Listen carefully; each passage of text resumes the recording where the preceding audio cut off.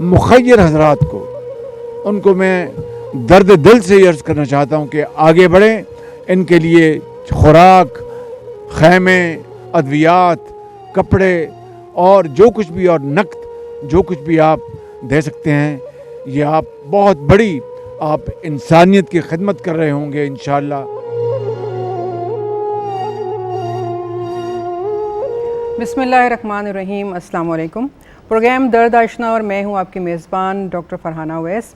कहते हैं कि गिरकर उठना कोई बड़ी बात नहीं, बड़ी बात ये होती है कि उठते हुए आपने क्या उठाया, यानी क्या हासिल किया। गोया आप अगर मुश्किल से बाहर आए तो आपने वो आसानी कैसे पैदा की। हम बात कर रहे हैं सैलाब ज़दगान के हवाले से कि वो बेइंतहा मुश्किलात में हैं, परेशानियों में हैं, लेकिन उन्होंने बहरहाल उठना है, वो उठ गए हैं और हम सब लोग मिलकर उनके साथ खड़े हैं। उनका बहुत कुछ बहकर चला गया इस पानी के साथ, खड़ी फसलें हों, उनके घर बार हों, उनके मवेशी हों, ये एक बहुत बड़ा नुकसान है। और फिर उसके साथ साथ बहुत सारी बीमारियां हैं, बहुत सारे जहनी मसाइल हैं जिनको वो फेस कर रहे हैं। और हर मरहले पर अल्हम्दुलिल्लाह पाकिस्तानी कौम मुत्तहिद है, मुत्तफ़िक है और हर शोबे के लोग आगे बढ़कर अपनी अपनी स्पेशलिटी जो है वो ऑफ़र कर रहे हैं, उनकी मदद कर रहे हैं। आज भी इसी हवाले से हम बात करेंगे कि वो किसान जिनको बहुत बड़ा नुकसान हुआ, यानी उनकी पूरी खड़ी फसलें बह गईं, जिनके घर बह गए, क्या उनकी उन तमाम ज़मीनों का, उनके तमाम उन सामान का कोई इंश्योरेंस हुआ था? और अगर नहीं हुआ था, उस सूरत में भी हुकूमत पाकिस्तान उनके लिए क्या कर सकती है? क्या हमारा इंश्योरेंस सेक्टर या बैंकिंग सेक्टर ऐसे कुछ कवानीन रखता है जिसमें इन लोगों की मदद की जा सके जो अपना सब कुछ गंवा बैठे हैं और इस वक्त बिल्कुल खाली हाथ हैं? इसी मौजू पर आज हम बात करेंगे, यानी माशी मुश्किलात जो किसान इस वक्त फ़ेस कर रहे हैं उस हवाले से। तो गुफ्तगू के लिए जो मेहमान हमारे स्टूडियोज़ में मौजूद हैं उनका तारुफ़ आपसे कराते हैं। हमारी पहली मेहमान हैं डॉक्टर नौशीन ज़हरा साहिबा, जो कि प्रोफेसर ऑफ मेडिसिन है लियाकत नेशनल हॉस्पिटल में। डॉक्टर साहिबा खुश आमदीद प्रोग्राम में।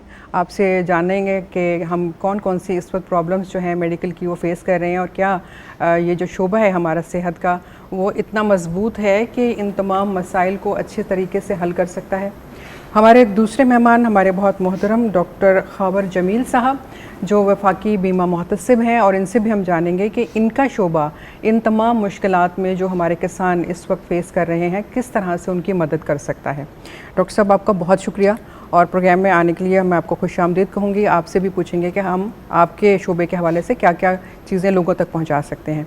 हमारे तीसरे मोहतरम मेहमान रिजवान हुसैन साहब, जो कि एमडी हैं सलाम तकाफुल के और सीईओ भी हैं। इनसे भी जानेंगे कि इनका शोबा किस तरह से मदद कर सकता है उन लोगों की जो इस वक्त हर तरह से मुश्किलात में घिरे हुए हैं। आपका बहुत शुक्रिया रिजवान साहब, प्रोग्राम में खुश आमदीद। और डॉक्टर साहब आपसे आगाज़ करेंगे, ये बताइए कि हम बहुत सारे प्रोग्राम्स में ये जिक्र करते आए हैं कि बहुत सारी बीमारियां हैं जो इस वक्त फैली हुई हैं, बहुत सारे मसाइल हैं, तो इन तमाम मसाइल को आपका शोबा किस तरह से देख रहा है? और आप ख़ुद चूँकि उन कैंप्स में भी गई हैं जहाँ पर ये प्रॉब्लम्स आपने देखी हैं, तो किस तरह से आपका शोबा इनको डील कर रहा है? अच्छा, इसमें हमारे पास जो बेसिक प्रॉब्लम्स आ रहे हैं, आपको पता है कि वाटर लॉगिंग है, पानी खड़ा हुआ है, और वो जो लोग घरों से डिस्प्लेस हुए हैं उनके जो कैंप्स हैं वो भी ओपन एयर में कैंप्स हैं। बिल्कुल। तो इन सारी चीज़ों को देखते हुए सबसे पहले जो मसला आ रहा है वो है पानी से जो डिजीज़ पैदा होते हैं, वो हम उनमें काफ़ी देख रहे हैं। सही। एक तो पानी खड़ा है, उसके अंदर बहुत सारे जरासीमों की अफसाइश होती है, और ख़ास तौर पे मच्छर, जो आपको पता है कि ऐसी जगहों पे मच्छर फलते फूलते हैं। तो पानी रिलेटेड जितने भी प्रॉब्लम्स हैं, फॉर एग्ज़ाम्पल डायरिया हो गया, एक्यूट गैस्ट्रोएंटराइटिस हो गया, टाइफॉइड हो गया, फिर मच्छरों की अफजाइश गाह बढ़ गई है तो मलेरिया और डेंगू, ये चार चीज़ें हम बहुत ज़्यादा देख रहे हैं। और इसका स्पिल ओवर अर्बन पॉपुलेशन यानी कि शहरों में भी आ रहा है, क्योंकि ज़ाहिर है आबादी जो है आपस में इंटरलिंक्ड है। बिल्कुल। तो हमारा जो हॉस्पिटल है, मैं उसकी बात करूँगी, वैसे ये पूरे शहर की ख़बरें हैं कि एक बहुत बड़ा हॉस्पिटल है और हमारे पास पेशेंट के लिए इतने ज़्यादा एडमिशन होते हैं एक वक्त में कि हमारी भी कैपेसिटी टू द फुल हो जाती है, और हमें अपना एक्सपेंशन जो प्लान है उसको भी खोलना पड़ गया है। एक्स्ट्रा से हमने डेंगू के वार्ड्स बनाए हैं, उसके बावजूद भी वेटिंग टाइम चल रहा होता है एडमिशन्स के लिए। यानी ये डेंगू की सूरत हाल इस वक्त डेंगू और मलेरिया और टाइफॉइड। अच्छा, तीनों, और गैस्ट्रोएंटराइटिस जो मैंने पहले जिक्र किया, ये चारों जो अमराज हैं इससे इस कदर ज़्यादा मरीज़ आते हैं कि बाकी सारी चीज़ें बैकग्राउंड में चली गई हैं, बाकी बीमारियां बैकग्राउंड में चली गई हैं, जितने ज़्यादा एडमिशन इन अ डे आते हैं। और ओपीडीज़ का भी बिल्कुल यही हाल है।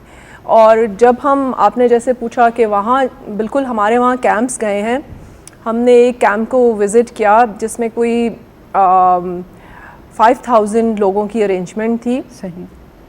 तो वहाँ पे जो हमने बेसिक चीज़ें देखी वो थी स्किन डिजीज़ेस, पानी से कांटेक्ट, और वो फिर नंबर 2 पे हाई ग्रेड फीवर्स। अब हाई ग्रेड फीवर में मलेरिया, डेंगू, टाइफॉइड और अगेन वही चार बीमारियां चीज़ें आ जाती हैं। इसके अलावा डायरिया एंड लूज स्टूल्स। ठीक है, तो ये चीज़ें तो हमने वहाँ पे देखी जिनको हमने मैनेज करने की कोशिश की। इसके अलावा साइकोलॉजिकल प्रॉब्लम्स, डिप्रेशन ख़ास तौर पे, क्योंकि वो लोग अपने घरों से आ गए हैं और ये एहसास है कि हमारा सब कुछ बह चुका है, तो ये इस वजह से ये चीज़ें तो प्रीडोमिनेंटली यही चीज़ें थी जिनको हम डील कर रहे थे। बिल्कुल सही। डॉक्टर खबर जमील साहब आपकी तरफ बढ़ेंगे। आपका शोबा अभी इस वक्त जो माशी नुकसानात हुए हैं किसान के, उसको किस तरह से देख रहा है, और क्या आप लोगों के पास कोई फिगर्स हैं कि इतना लॉस हुआ है और हमने उसको किस तरह से डील करना है?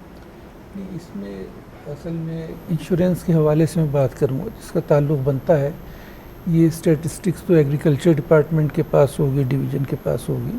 सही।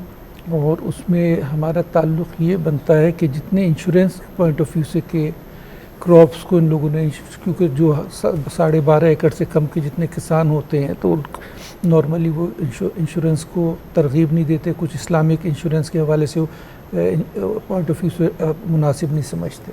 सही।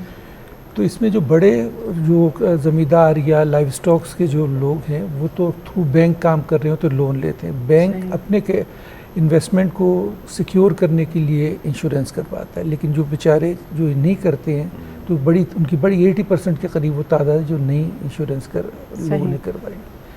उनको रिलीफ देने के लिए अभी प्रेसिडेंट साहब ज़ाती तौर पे इसमें इन्वॉल्व हुए, 2 दफ़ा मीटिंग्स इसमें हुई हैं और हाई पावर्ड मीटिंग्स हुई हैं, जिसमें ये तय किया गया है कि एक कमेटी बनाई है जिसके अंदर तमाम स्टेक होल्डर्स को लेके इंक्लूडिंग वर्ल्ड बैंक और एशियन डेवलपमेंट बैंक वालों को भी कहा है कि इस चीज़ को हम किसी सूरत से करें।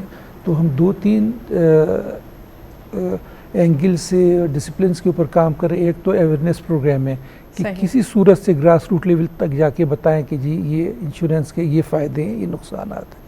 फिर मैंने एक टास्क फोर्स बनाई थी कि इमीडिएटली जिस वक्त फ्लड का मामला शुरू हुआ था कि जो हम वैसे 60 डेज़ के अंदर तो नॉर्मली करते हैं, केसेस लेके उसको डिसाइड करते हैं, लेकिन इनको विदिन 30 डेज़ और उससे कम भी कोई भी हमारे पास किसी ने अप्रोच किया है किसी लिहाज से ऑल ओवर पाकिस्तान, तो हमारी कोशिश हुई है चंद घंटों चंद दिनों के अंदर उनको तो ये जो आगाही प्रोग्राम का आप जिक्र कर रहे हैं तो ये किस लेवल पे है? क्या ये तमाम काश्तकारों के लिए या किसी ख़ास लेवल पे आप लोग कर रहे हैं? ये तमाम काश्तकारों के लिए पूरे पाकिस्तान के अंदर। उसमें ये जनरल इंश्योरेंस में आता है, उसमें लाइव स्टॉक्स भी शामिल है। सिर्फ फसल के अलावा किसी की भेड़, बकरियां, गाय, भैंस ये भी अगर हुआ है तो उसको भी कवर किया जाता है। तो वो उनके मुख्तलिफ जो फोरम्स हैं, उनकी जो मुख्तलिफ एसोसिएशंस हैं, उनसे रब्ता है, मीटिंग्स हो रही हैं पंजाब में मुख्तलिफ जगह, इसी तरह सिंध के अंदर, सूबे सरहद में और बलूचिस्तान के अंदर। इनके थ्रू यूनियंस जो है एसोसिएशन से बात करके ताकि उनको इमीडिएटली रिलीफ मिले, और कोई भी शिकायत कहीं से आ रही है 24 आवर्स से उस पर एक्शन शुरू हो जाता है, ताकि कोशिश होती है चंद दिनों के अंदर उनको रिलीफ। इंश्योरेंस कंपनी को कहा जाता है कार खैर इसको करें, इसमें कोई ज़्यादा सवाल जवाब या अगर कोई कानूनी पेचीदगी उनको भी रिजॉल्व करने की कोशिश करें। तो बड़ा ज़बरदस्त काम कर रहे हैं और प्रेसिडेंट साहब खुद इन्वॉल्व हैं, तो यकीनन लगता है कि इसके बहुत अच्छे रिजल्ट हमें देखने को मिलेंगे। रिजवान साहब, आप भी इसी शोबे से वाबस्ता हैं, आप देखते होंगे कि हमारे यहाँ बहुत कम रुझान है इंश्योरेंस के हवाले से। पहले तो थोड़ा ये बताइएगा कि क्या हमारे यहाँ किसान इस इंश्योरेंस की तरफ आते हैं कि जो उनकी फसलें वो इंश्योर्ड हों या लाइव स्टॉक जो है वो इंश्योर्ड हो, और अगर नहीं आते हैं तो जैसे कि अभी बताया डॉक्टर साहब ने कि एक आगाही का प्रोग्राम तो हो रहा है, लेकिन आपका शोबा इसमें क्या कर रहे हैं? हम इसको ज़रा होलिस्टिकली देखते हैं और इसमें हम एज एन इंडस्ट्री से हट के अभी अगर आप देखें तो क्लाइमेट चेंज की जो आजकल बात होती है, हम सुनते रहते हैं क्लाइमेट चेंज की, हमारी मिनिस्ट्री भी है यहाँ पर पाकिस्तान में। पाकिस्तान इत्तफाक से ऐसी जगह वाक़ हुआ है जोग्राफिकली कि शायद पाकिस्तान दुनिया के 10 मोस्ट वल्नरेबल कंट्रीज़ में शामिल है जो बिल्कुल ऐसे ही है इस क्लाइमेट वक्त। चेंज से अफेक्ट होने जा रहे हैं या हो रहे हैं, और उसमें पाकिस्तान का कोई कसूर नहीं है सिवाय इसके कि पाकिस्तान की लोकेशन या पाकिस्तान की जगह फितरी हमारा है, बस हमने तो चैलेंजेस को निपटने के लिए तैयार होना है। बाहर दुनिया में जो क्लाइमेट चेंज से एक स्टेप आगे जाके वो क्लाइमेट इमरजेंसी की बात कर रहे हैं, बिकॉज सही। अब ये क्लाइमेट चेंज की बात नहीं, अब क्लाइमेट इमरजेंसी की बात है। इमरजेंसी का मतलब डॉक्टर साहबा बहुत अच्छी तरह जानती हैं कि इमीडिएटली आपने कोई एक्शन लेना है उस पर। सही।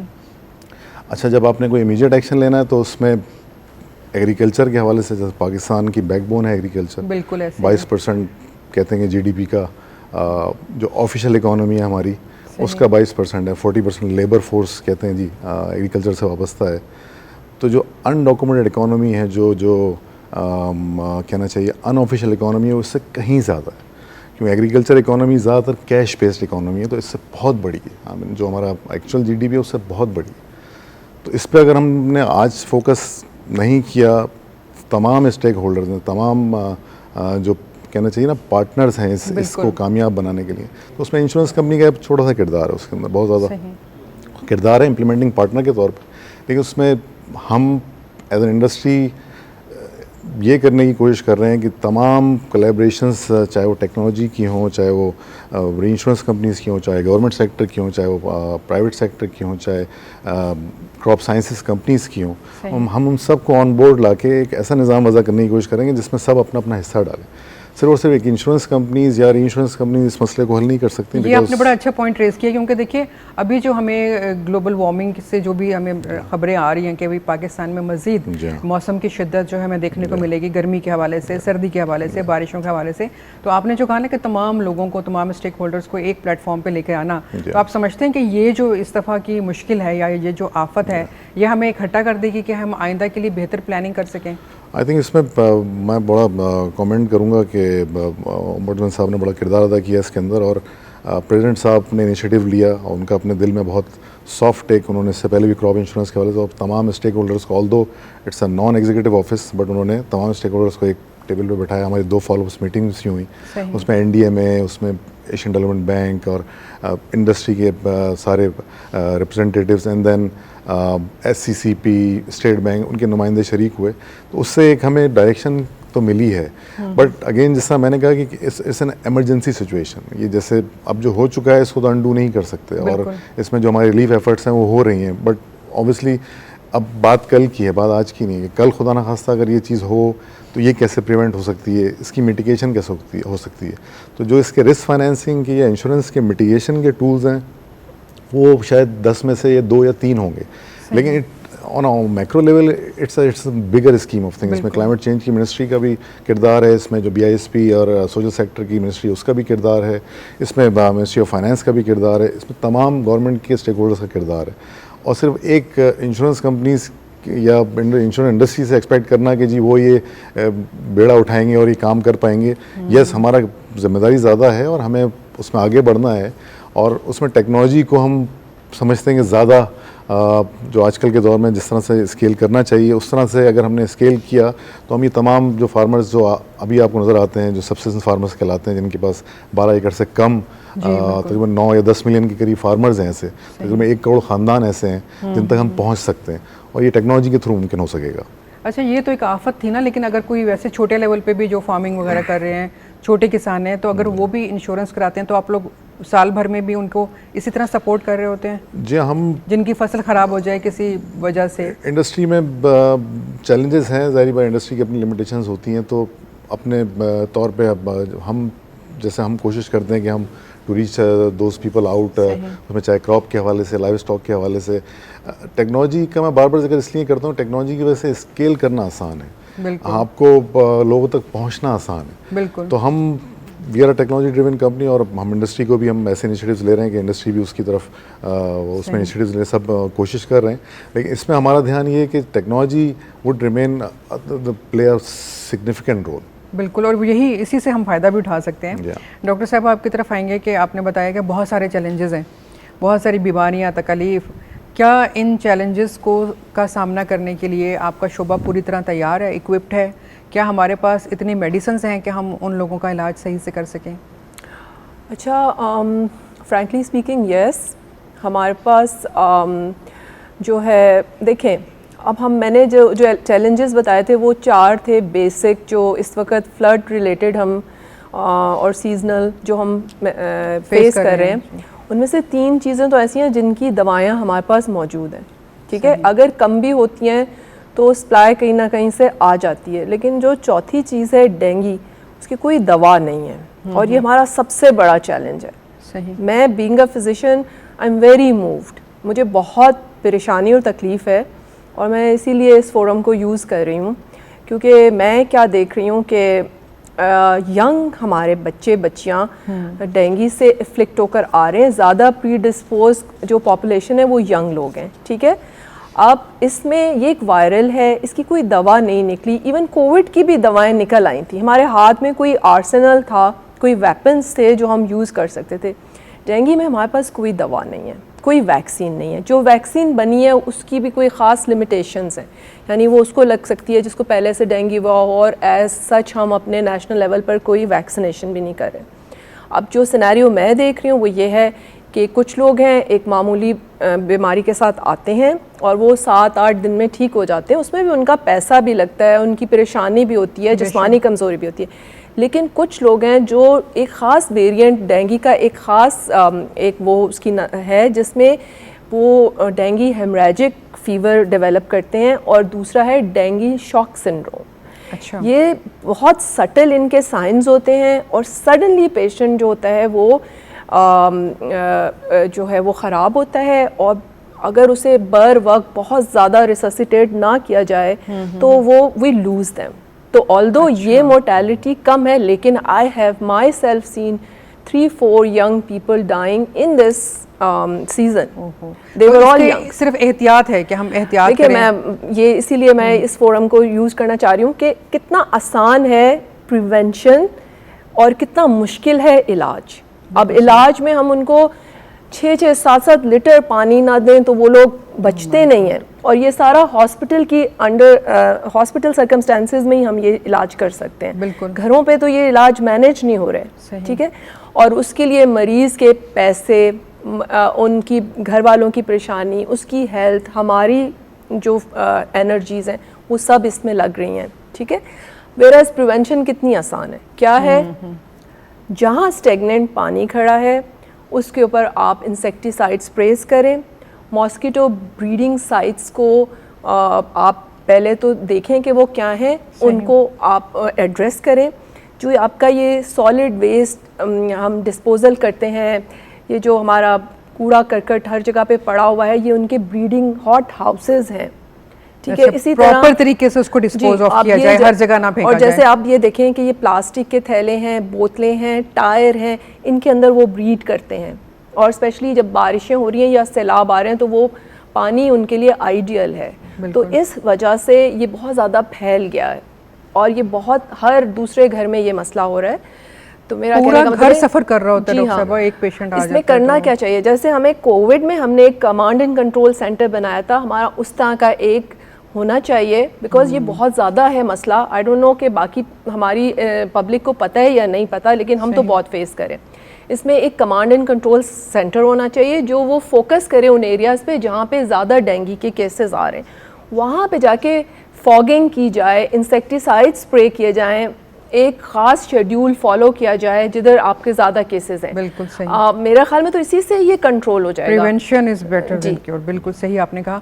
और अल्लाह करे कि जो लोग भी हमारा प्रोग्राम देख रहे हैं, सुन रहे हैं, वो इसको समझें और इसको सीरियस लें। असल बात ये होती है कि हम बहुत सी चीज़ों को सीरियस नहीं ले रहे होते कि ठीक है देख लेंगे, लेकिन अगर हम प्रॉपरली स्प्रेस करते हैं अपने घर के आसपास के एरियाज़ में और कूड़े को प्रॉपर जगह पर ठिकाने लगाते हैं तो यकीनन इन चीज़ों को हम कंट्रोल कर सकते हैं। डॉक्टर खबर, आपसे जानना चाहूँगी कि इंश्योरेंस के हवाले से आम तौर से जो तासुर होता है, वो लोग कहते हैं जी ये बड़ा मुश्किल काम है, और बहुत से लोग कहते हैं ये सही भी नहीं है, फिर वो दीन को बीच में ले आते हैं। तो क्या वाकई कोई ऐसी मुश्किलात हैं जिसकी वजह से लोग नहीं आते, या आप लोग अब कोई मज़ीद आसानियाँ दे रहे हैं लोगों को? देखिए, इसमें इंश्योरेंस की जो बुनियादी चीज़ें, 2 किस्म के इंश्योरेंस होती हैं, एक लाइफ इंश्योरेंस और दूसरा जनरल इंश्योरेंस। ये क्रॉप्स और लाइव स्टॉक्स या घरों की इंश्योरेंस कराना, आग लग जाना, फैक्ट्रीज़ को, एक्सपोर्ट इंपोर्ट शिप्स का, कंटेनर्स का, ये जनरल इंश्योरेंस में सारी चीज़ें आती। दूसरा लाइफ इंश्योरेंस होता है। तो ये लोगों के जहन में है कि जी ये इस्लामिक उससे नहीं है। और इंश्योरेंस कहाँ से आया, कॉन्सेप्ट ये आया प्रॉफिट मोहम्मद सल्लल्लाहु अलैहि वसल्लम के ज़माने की मैं बात कर रहा हूँ, जब वो मुख्तलिफ़ काफ़िले जाते थे दूसरे शहरों के अंदर तिजारत के गर्ज से, तो वो ऊँटों के ऊपर उस पर जा रहे हैं, तो वो आपस में एक पूल मनी कर लेते थे। खुदा न खासा कोई रास्ते में लुट जाता था, किसी को नुकसान हो गया, कोई कैजुअलिटी हो गई, तो वो पूल करके उनकी फैमिली को, इस तरह ये कॉन्सेप्ट वहाँ से इंश्योरेंस का शुरू हुआ। ये तो इसकी हिस्ट्री है। उसके बाद अब तकाफुल के नाम से जो आ रहा है वो इस्लामिक इंश्योरेंस कहलाता है, इसी वजह से कि जी ये है। और इसमें इन्होंने मुफ्ती जो उलमाए दीन है उनको रखा हुआ है अपने बोर्ड के अंदर, ताकि किसी जहन में इस्लामिक पॉइंट ऑफ व्यू ना हो कि हम खुदा न खास्ता कोई गलत काम कर रहे हैं। सही। तो इंश्योरेंस में जो सबसे बड़ी चीज़ ये, यहाँ मेरे आने से पहले एक किस्म का केस चलते हैं, प्रोसिक्यूशन हो रहा है, और सारी चीज़ें दोनों जो पॉलिसी होल्डर है वो अपनी प्रॉब्लम्स बता रहा है। जो उसका क्लेम होता है नॉर्मली कंपनीज को अवॉइड करती हैं। उसके ये मिस सेलिंग बहुत होती है कि कहा कि आप 2 साल के लिए पॉलिसी ले लीजिए और उसके बाद आपको कोई प्रीमियम नहीं देना, और 5 साल बाद आपको 3 गुना ज़्यादा, जो गलत बात है, ऐसा नहीं होता। तो मैंने उसके बाद ये जो देखा कि बड़ा मुश्किल तरीन काम था, तो परसों प्रोसिक्यूशन को ख़त्म किया। उसमें कोई ना कोई एक पार्टी, एग्रीव पार्टी अपील में जाती है। मैंने कहा परसुएशन के ऊपर जोर दीजिए, प्रोसिक्यूट ना करे किसी को। पूरे पाकिस्तान में सारे एडवाइज़र्स का वो ज़रा मुश्किल तरीन काम है कि बैठा के बाहमी इत्तफाक के ऊपर, मीडिएशन के ऊपर सबों को लिया जाए, एमिकेबल सेटलमेंट की तरफ लाया जाए। सही। तब उसका नतीजा ये, वो रिस्क तो लिया था बहुत पढ़ के और सोच के अपने एक्सपीरियंस के ऊपर। तो 2019 में पूरे पाकिस्तान से जो हमने मॉनेटरी रिलीफ पॉलिसी होल्डर्स को दिया था वो 410 मिलियन रुपीस का था। जब मैंने शिफ्ट किया उसको 2020 में, तो और मैंने कहा नो प्रोसिक्यूशन बट परसुएशन, आप कोशिश करें कि एमिकेबल सेटलमेंट पे जाएं, तो उसका नतीजा ये निकला 1 साल के अंदर, जो नाकाबिल यकीन था। अगेंस्ट 410 मिलियन के अगेंस्ट 2.13 बिलियन का रिलीफ दिया है। अच्छा। यानी कोई फिगर्स में हैरत, फिर मुझे पूछा भी कि कैसे होता, और मेरे केसेस के अगेंस्ट अपील 0 थी पूरे पाकिस्तान में, क्योंकि जब दोनों आपस में राजी है तो अपील किसके अगेंस्ट? बिल्कुल सही। तो अल्हम्दुलिल्लाह फिर ये नेक्स्ट लास्ट ईयर भी कोई मोर देन 2 बिलियन के करीब फिर दिया, तो एक बहुत बड़ी फिगर का हुआ। मैं एमिकेबल सेटलमेंट पे मेरे 90% केसेस। वेरी गुड सर, ये तो बड़ा ज़बरदस्त काम किया आपने। रिजवान साहब, आप बताइए, क्या हर शख्स को इंश्योरेंस करवानी चाहिए अपनी, चाहे वो लाइफ की है, अपनी चीज़ों की है? और जैसे कि अब हम माशी तौर पे इतना वीक महसूस कर रहे हैं कि हमारे किसान इतने कमज़ोर हो गए हैं, तो जब हम उनको देखते हैं तो हमें लगता है कि उनको तो लाजमी करानी चाहिए। आप क्या कहेंगे इस बारे में? बाहर जब दुनिया में आप देखते हैं, जो डेवलप्ड कंट्रीज़ में एक बाकायदा निज़ाम वज़ा किया उन्होंने, जो हर सतह पे इंश्योरेंस की तरगीब देते हैं वो, बिकॉज़ मिसाल के तौर पे हमारे घर में कोई ड्राइवर हैं, कोई खानसामा हैं, उनकी इतनी कैपेसिटी नहीं होती कि खुदा न खास्ता कोई उनको कोई इलाज की ज़रूरत पड़े, या उधर उसने अपने पैसे जमा करके अपनी बाइक ख़रीदी है वो चोरी हो जाए। तो एक ये निज़ाम दुनिया भर में गवर्नमेंट्स कहती हैं जी आप अपना एक कंपलसरी इंश्योरेंस कह लें उसको, वो एक निज़ाम वज़ा करते हैं, क्योंकि वो जो लोग अफोर्ड नहीं कर सकते हैं इंश्योरेंस, ज़ाहिर बात है फिर वो मिसाल के तौर पे आज आपके घर के मुलाजिम है वो आपकी तरफ आते हैं, विच इज़ नॉट उनकी सेल्फ रिस्पेक्ट और उनके लिए मुनासिब नहीं है कि वो हर वक्त आपके सामने आए और आपसे अपनी ज़रूरत पेश करें। रादर ये कि आप उनको कोई ऐसा निज़ाम दे दें कि उनको पता हो कि उनकी एक सेल्फ रिस्पेक्ट भी इंश्योर रहे और वो कहीं पे अपना जो भी उनकी ज़रूरत है वो उससे पूरी हो जाए। बिल्कुल सही। हमारे यहाँ चैलेंजेस रहे हैं हिस्टोरिकली, जो तो insurance has always been neglected kind of an area. उसमें डिफरेंट रीज़न, जैसे आपने भी जिक्र किया है कि वो मजहबी एक उसमें एलिमेंट भी है और कुछ क़वानीन का भी पहलू है।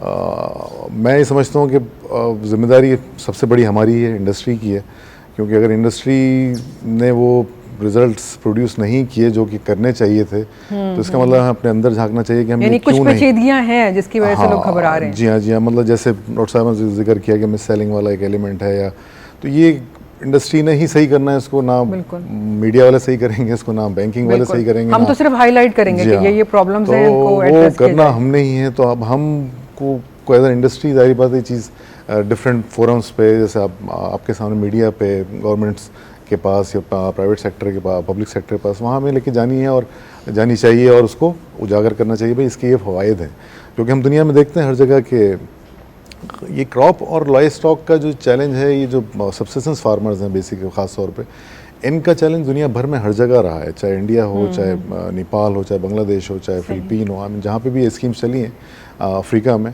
वहाँ पे ये स्कीम्स कंटिन्यू होना, सस्टेनेबल होना, ये एक चैलेंज रहा है हिस्टोरिकली।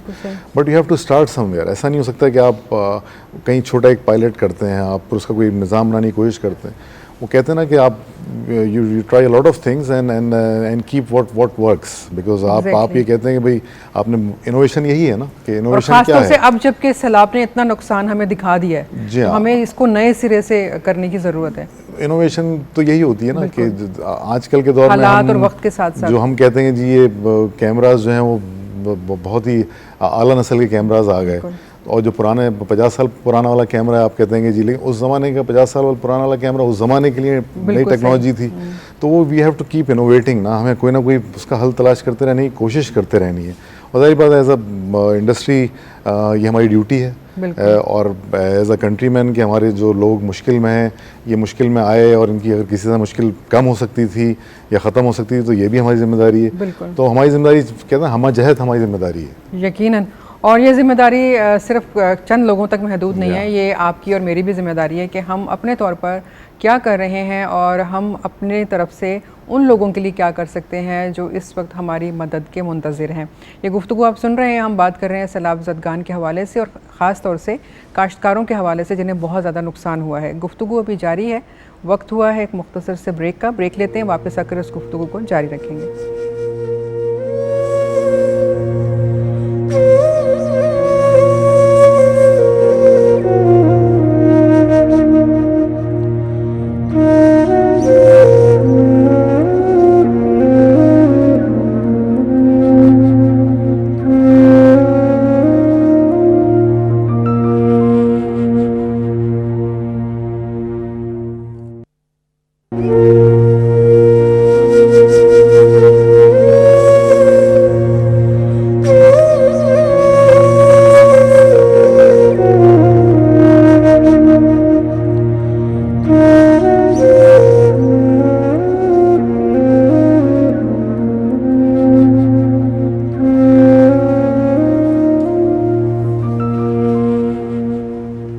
अस्सलाम वालेकुम वरहमतुल्लाहि वबरकातुहू। प्रोग्राम दर्द आशिता में खुशामदीद, और हम बात कर रहे हैं यहाँ पर काश्तकारों की जो कि सैलाब की वजह से जिनकी खड़ी फसलें जो हैं वो तबाह हो गई, जिनको बहुत बड़ा नुकसान उठाना पड़ा, और उनके लिए हुकूमत क्या कर रही है या बैंकिंग और इंश्योरेंस सेक्टर जो है वो उनको कितनी मदद फराहम कर सकता है। इस हवाले से डॉक्टर साहब आपसे पूछना चाहूँगी, डॉक्टर नौशीन, के हम इंश्योरेंस की बात कर रहे हैं, चाहे वो बैंकिंग के हवाले से, दीगर चीज़ों के हवाले से कि वो क्या क्या काम कर रहे हैं, क्या आप समझती हैं कि हेल्थ इंश्योरेंस भी बहुत इम्पॉर्टेंट है और होनी चाहिए? बिल्कुल बिल्कुल, मैं समझती हूँ कि ये बहुत इम्पॉर्टेंट है, और जितनी हेल्थ इंश्योरेंस हम लोग जितनी वाइड ये कॉन्सेप्ट प्रोपेगेट करेगा तो लोगों की मुश्किलात में आसानी होगी। मैं ये देखती हूँ कि जब एक फ़ैमिली आती है किसी बीमारी के साथ तो उनकी घर बिक जाते हैं, कोई गरीब है तो उसकी मोटर बाइक बिक जाती है, गाड़ियाँ बिक जाती हैं, because you know health care is expensive. अगर गवर्नमेंट सेक्टर में तो और बात है, लेकिन जाहिर है कि जब वो प्राइवेट में आएगा तो प्राइवेट हॉस्पिटल्स के अपने भी बहुत ओवरहेड्स होते हैं, हर चीज़ की एक लागत है, और जाहिर है कि वो फिर पेशेंट के थ्रू को भी पास ऑन होती है ना। तो मैंने देखा है कि चूँकि आजकल इलाज तो बहुत एडवांस हो चुका है, हमारे पास हर चीज़ का इलाज है, पुराने ज़माने की तरह तो नहीं है ना कि हम कहें अब भाई आगे इलाज नहीं, आप इन्हें घर ले जाएं। आगे से आगे फैसिलिटीज़ हैं, हमारे पास टेस्ट हैं, हमारे पास प्रोसीजर्स हैं, और ये सब कॉस्टली होते हैं। और बाय द वे हमारे पास बड़े state of the art advance हर चीज़ मौजूद है। तो मैंने देखा है कि वो इतने कॉस्टली होते हैं, जाहिर है कि पेशेंट को ये सारी कॉस्ट बेयर करनी पड़ती है। अगर उनके पास एक अच्छी इंश्योरेंस होगी तो वो उनको ये एम्पावर करेगी और वो लोग आराम से इलाज कर लेंगे, वरना आजकल बीमारी भी एक मुसीबत है। मतलब बिल्कुल ऐसे कह रही हैं, और मेरे ख्याल है ये हमें एक थॉट जो है इस सैलाब ने ये भी दे दी है कि हम अपने सिर्फ शहरों में हम बात कर रहे होते हैं इंश्योरेंस की, हमें अपने गांव देहात के लोगों की भी हेल्थ इंश्योरेंस की तरफ तवज्जो देनी चाहिए, या उनको कोई ऐसी रियायती पॉलिसीज़ दे सकती है गवर्नमेंट कि जिसको वो फॉलो कर सकें और फिर गवर्नमेंट को भी आसानी हो, ख़ुद उन्हें आसानी हो और उन्हें अपनी बहुत सारे घर की चीज़ें जो है ना वो ना बेचनी पड़े। डॉक्टर ख़ावर जमील साहब, आपसे जानना चाहूँगी कि आपका शोबा जो है वो बहुत सारी मुश्किलात को हल करने में और रहनुमाई करने में आगे आ गया। जैसे अगर किसी को बैंकिंग सेक्टर में कोई प्रॉब्लम है, किसी को इंश्योरेंस में कोई प्रॉब्लम है कि कंपनी ने पहले तो पैसे ले लिए और बाद में जब वो मैच्योर हुई उनकी पॉलिसी या चीज़ें, तो उसमें बाज़ दफ़ा बहुत सारी प्रॉब्लम्स फेस करनी पड़ती हैं, तो आपका जो इदारा है वो किस हद तक उसमें मदद फराहम करता है? देखिए, ये जो बैंकिंग सेक्टर के हवाले से बात की है, इसमें ज़ाहिर बात है सैलाब के अंदर भी लोग मुतासिर हैं, उनके भी अकाउंट्स थे, पैसा वो भी किसी ना किसी बैंक में कहीं रखते हैं। एक जो आम शिकायत है जो जिसको बैंक एश्योरेंस या बैंक का कहा जाता है, उसका मकसद ये हर आदमी के इसके अकाउंट होता है किसी ना किसी बैंक के अंदर, तो उस बैंक की या उस ब्रांच की जो ब्रांच मैनेजर जो भी साहब हो या साहिबा होती हैं, उनको ये पता होता है मेरे पास 100 क्लाइंट्स हैं, इन 10 या 15 क्लाइंट्स के पैसे सारा साल इतना एवरेज मेंटेन रहता है। सही। तो अब ये अनफॉर्चुनेटली मैंने बड़ी कोशिश की है प्लगिंग करने की और उसके ऊपर काम करने की कि उसमें मिस सेलिंग के चांसेस, वो जो गलत बयानी से काम लेके पॉलिसी बेच देते हैं। अब उसको पॉलिसी बेचने का नुकसान ये होता है, वो कहते हैं कि जी आप ये ले लीजिए, 2 साल के बाद आपको 3 गुना मिल जाएंगे, फिर वो पॉसिबल नहीं है। सही। और वो उनका ट्रांसफ़र हो जाता है ब्रांच मैनेजर। सैकड़ों 80% केसेस आते हैं बैंक एश्योरेंस के हवाले से जिनको हमें रिलीफ दिलाना पड़ता है, और बैंक्स को पाबंद किया गया इंश्योरेंस कंपनीज़ को कि ये हर सूरत में ये वापस देना है, ये मिस सेलिंग के अंदर है। उसके लिए जितने होल्स थे उनको प्लगिंग कर रहा हूँ। उसमें एक CBC जिसको कॉल बैक कंफर्मेशन कहते हैं वो शुरू की।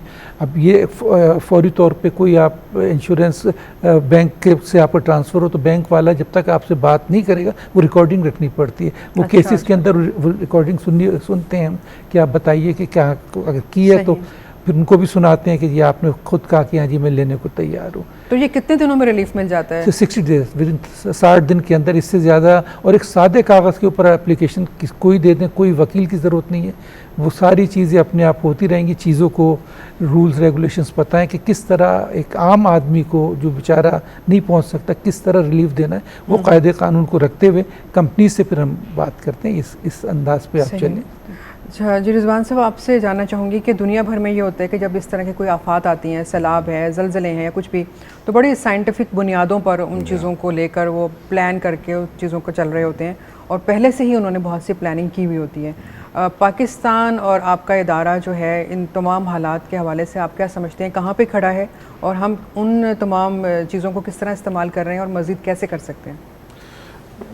ये जो दुनिया भर में अगर कहीं कोई अच्छा काम हुआ है, कहीं पे भी हुआ है, तो उसको ज़रूर अपनाना चाहिए।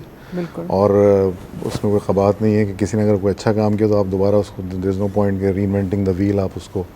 तो हमें लगता है कि काफ़ी अच्छे एग्जांपल्स मौजूद हैं दुनिया में जहाँ पे ये काम हो चुका है, और हमने कोशिश की उसको अपने लोकल पाकिस्तान के एनवायरनमेंट के मुताबिक उसको डेवलप करने की। और टेक्नोलॉजी की वैसे आसानी है कि जैसे मैं मिसाल के तौर पे आपसे कहूँ कि वेदर मॉडलिंग है, आम तौर पे आप देखें 70-80% एक्यूरेसी उसके अंदर अब आने लगी है। उसके बाद हमारे जो एक्चुअल रिस्क मॉडलिंग है वो बहुत ही ज़्यादा एक कंप्यूटराइज्ड और एक कहना चाहिए कि हाईली इंटेलेक्चुअल बेसिस के ऊपर वो उसके अंदर अब बेहतरी आ गई है। बिल्कुल।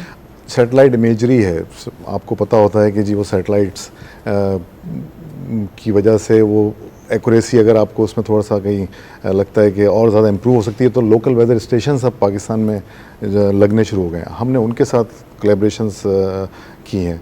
तो बहुत सारे ऐसे टेक्नोलॉजिकल इनिशिएटिव्स हैं जो इसको स्केलेबल बना सकते हैं। तो ये क्योंकि दुनिया में ऐसा हो चुका है, ऐसा नहीं है कि यहाँ पे कहीं पे हुआ नहीं है ऐसा, तो वहाँ से अपने लोकल पाकिस्तान के माहौल और मौसम के मुताबिक उसको रीमॉडल करना है हमें, जो कि हम कोशिश कर रहे हैं, एज एन इंडस्ट्री भी कर रहे हैं। उसमें lot of technology has been applied already. और उसमें जो ख़ासतौर पे ये सब्सिस्टेंस फार्मर, मैं बार बार जो कहता हूँ, एज अ नेशन देखें, हम 3-4 महीने से हमने देखा है, ये 2010 में भी देखा, हम क्या समझते हैं कि हम एक चैरिटी बेस्ड नेशन हैं या हम क्या, हम जो जिस तरह मैंने आपके घर के मुलाजिम का कहा, तो हम को एज एन इंडिविजुअल हम ये समझते हैं कि हर कोई हमारे पास आके हमसे दरख्वास्त करे, उसके बाद हम रुका लिख के दे।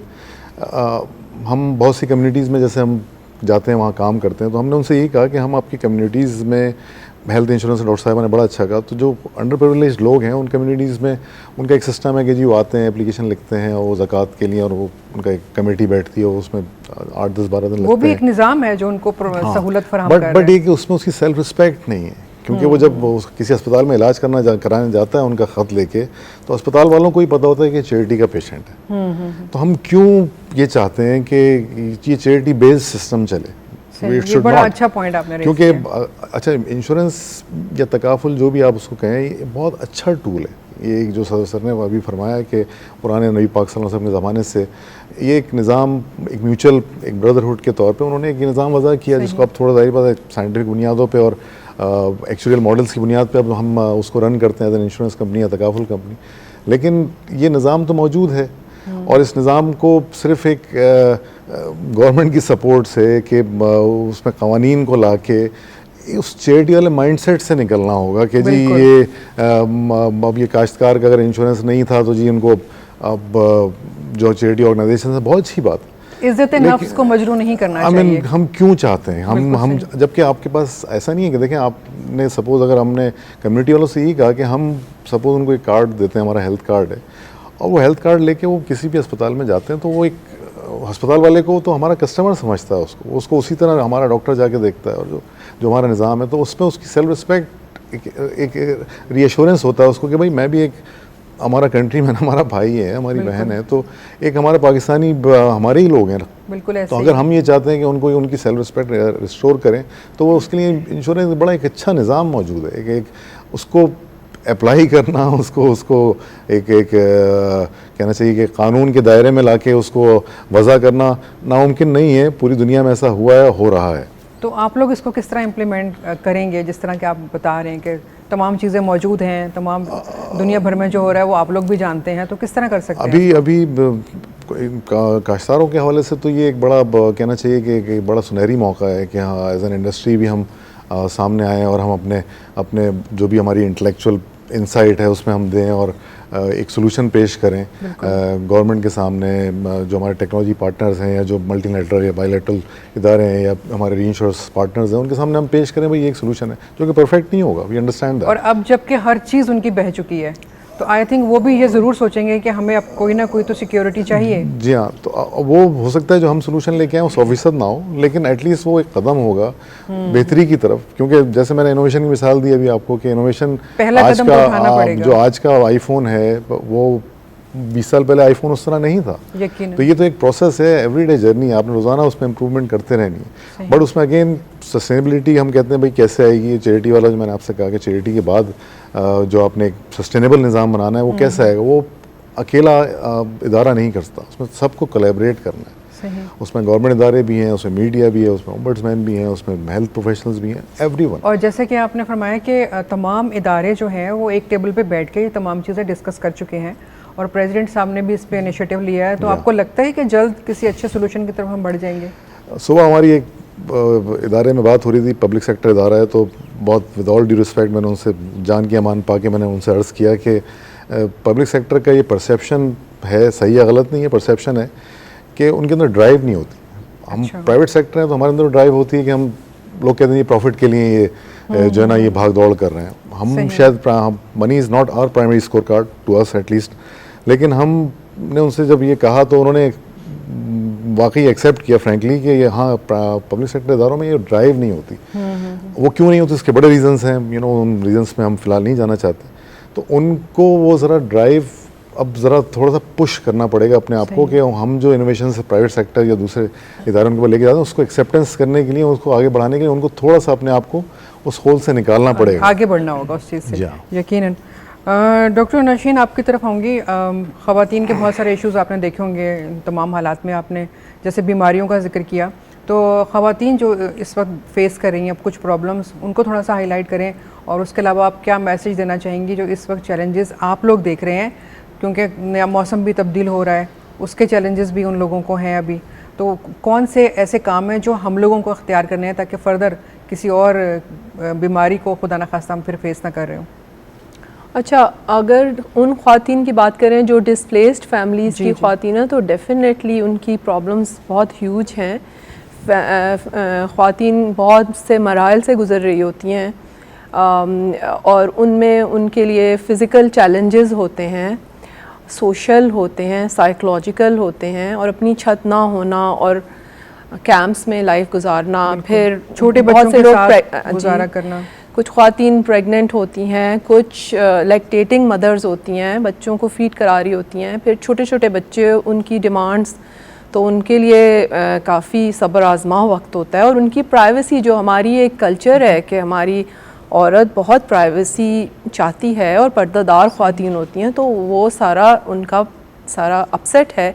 इसी वजह से मैं बता रही थी कि इन लोगों में डिप्रेशन और एंग्जाइटी काफ़ी पाई जाती है, और इस वजह से डिप्रेशन एंग्जाइटी की वजह से जो आपका बेसिक बीमारियां होती हैं ना, फॉर एग्जांपल किसी को डायबिटीज़ है, किसी को ब्लड प्रेशर है, वो भी हे वायर हो जाती हैं, उनकी भी प्रॉब्लम्स आना शुरू हो जाती हैं। और जो मैंने आपको इन्वायरमेंटल प्रॉब्लम्स बताई कि जो इन हालात में उन बेचारों के साथ हो रहा है कि डायरियाज़ और फ्लू और टाइफॉइड और डेंगू और मलेरिया, ये अलग सारे वो हैं।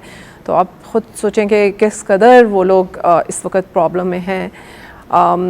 और मैं, जैसे कि आप लोग बात कर रहे थे कि हमें इन सारी चीज़ों को पहले से परसीव करना चाहिए, तो मैं तो सिर्फ अपने ही टॉपिक पे बात करूँगी कि अगर हमारी सेफ वाटर प्रोविज़न की बेहतर सहूलियात हों और अगर हमारे वेक्टर कंट्रोल मेजर्स हों, तो इन चीज़ों से हम कई बीमारियां, बल्कि 70% बीमारियों को कंट्रोल कर सकते हैं। जैसे हम कहते हैं कि prevention is better than cure. और आपने अच्छे पॉइंट बताए, और हम मुस्तकिल जब ये प्रोग्राम कर रहे हैं तो इसमें भी हमारी कोशिश है कि अब चूँकि मौसम में तब्दीली आ रही है, और उन लोगों को जहाँ आप लोग बहुत सारी चीज़ें भिजवा रहे हैं उनके ज़रूरत के हवाले से, तो ये जहन में रखिए कि उन्हें कंबल चाहिए, उनको लिहाफ चाहिए, उनको ग़ज़ा में भी ऐसी चीज़ें चाहिए जो थोड़ी सी एनर्जी लेवल को बढ़ा सके।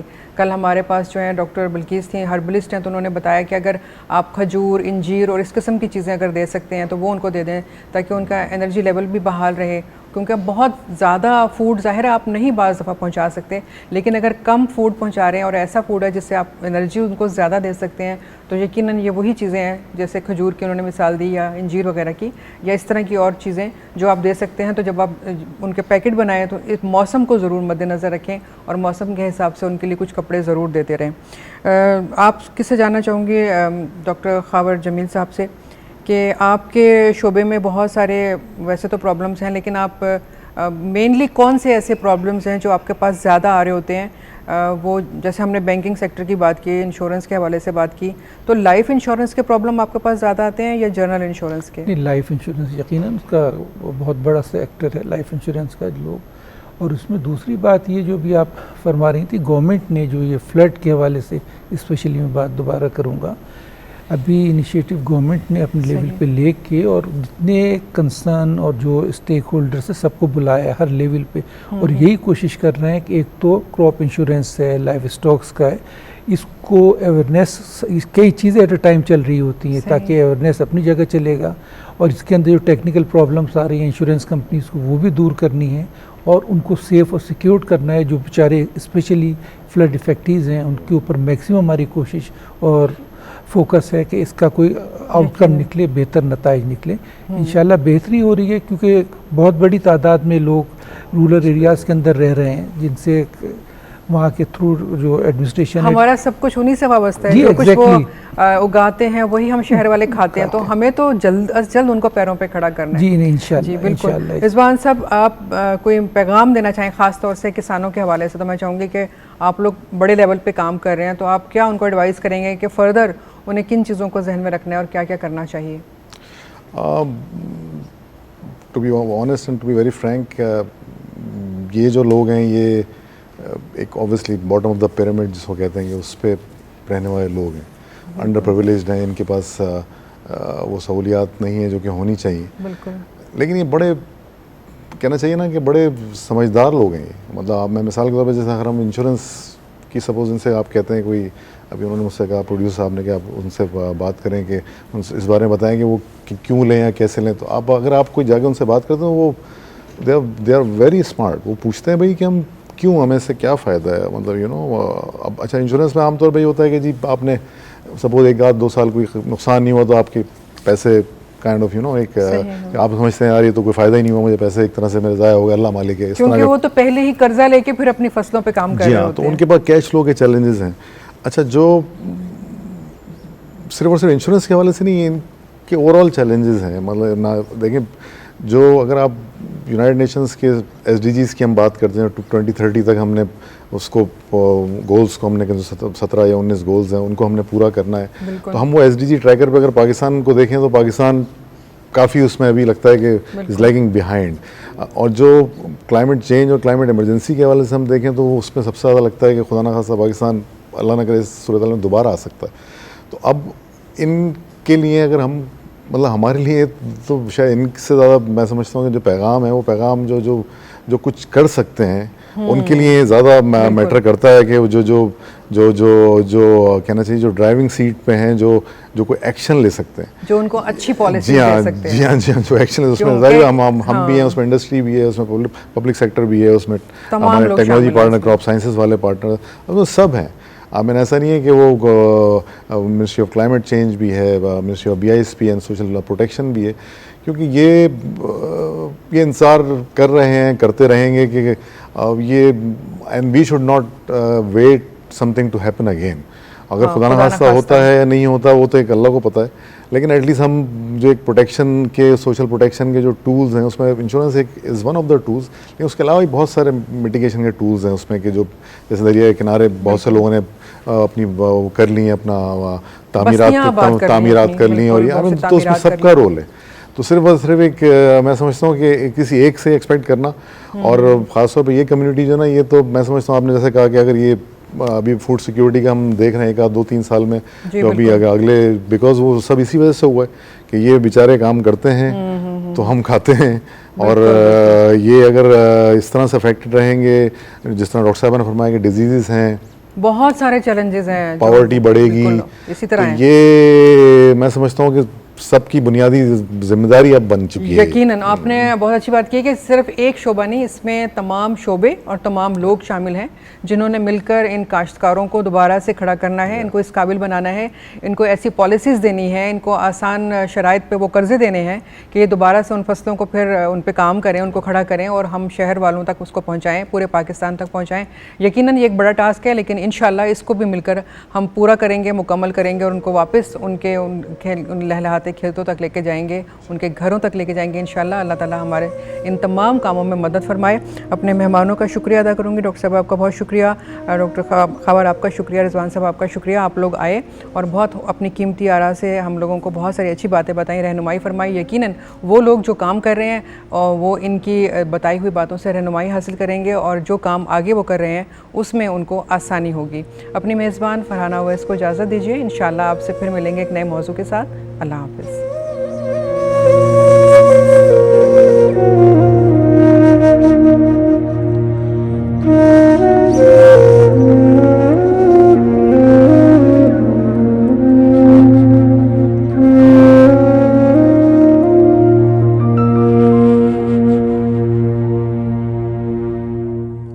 you